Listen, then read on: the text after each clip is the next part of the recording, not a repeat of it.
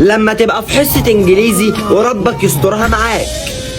تمام يا ولاد، خلاص كده كله فاهم؟ يا مستر فاهمين جدا حتى بص.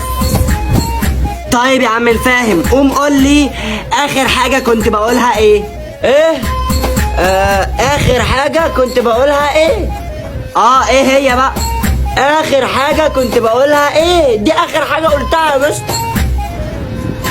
تصدق اقنعتني. طب قول لي معنى كلمة I am.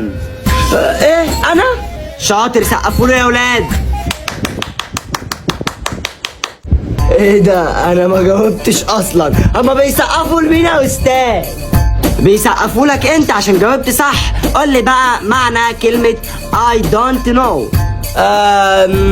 لا بصراحة دي صعبة، انا مش عارف. فعلا معناها انا لا اعرف. سقفوا له تاني. يا فراجلات، ده المستر المتخلف ده. قول لي بقى يا خلود معنى كلمة واي. وبعدين بقى هو عمال يسأل فيا انا ليه؟ كفاية بقى. ليه يا مستر ليه؟ برافو عليك، معنى واي لماذا. انت هايل، سقفوا له تاني. الحمد والشكر لك يا رب. الحمد لله كل ده عشان صلاه الظهر النهارده، عشان تعرف بس يا مستر ان انا شاطر ودحيح. طيب يا عم الدحيح، قول لي معنى How are you going with your family but afternoon because the beautiful. مستر ممكن اروح الحمام؟